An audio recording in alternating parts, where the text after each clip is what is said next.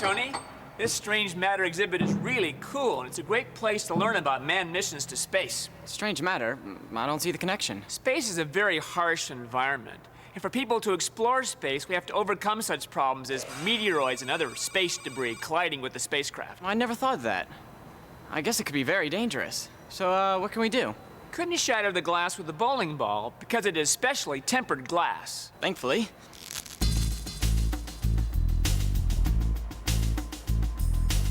Space is really important to have materials that don't shatter upon impact.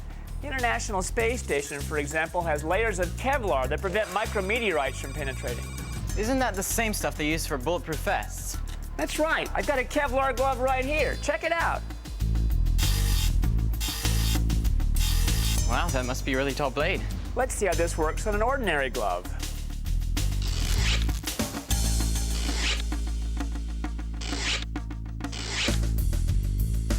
I'll take the Kevlar glove.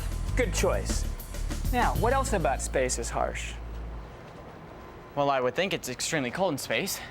Yes, it is. Insulation to protect from extreme heat and cold is critical, like the display on soap foams. It's pretty impressive. What does that have to do with insulation?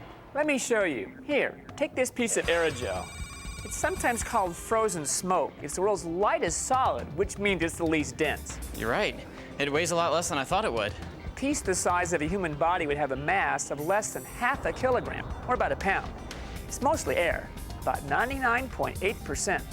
Oh, I see. It's like the soap bubbles. They're mostly air. It turns out that air does a great job of insulation, either keeping heat out or preventing heat from leaving. Let me show you. Here, hold this balloon on the opposite side of the aerogel from the microtorch.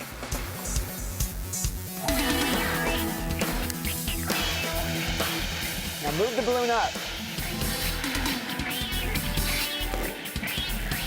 That torch looks mighty hot, but nothing happened to the balloon as long as the aerogel was right there. Try touching the aerogel. Is it hot? No, not at all. Aerogel was used to insulate the Mars rover's Sojourner from intense swings in the Martian temperature. NASA is experimenting with aerogel now to see if it can be made more transparent and used as a window. What about radiation in space? Isn't that a difficult problem? That's right. Astronauts need protection from radiation. The atmosphere and the Earth's magnetic field protect us from these things. But on a journey to Mars, for example, it's especially important to have shielding. So will they use lead? I've heard that it stops a lot of radiation.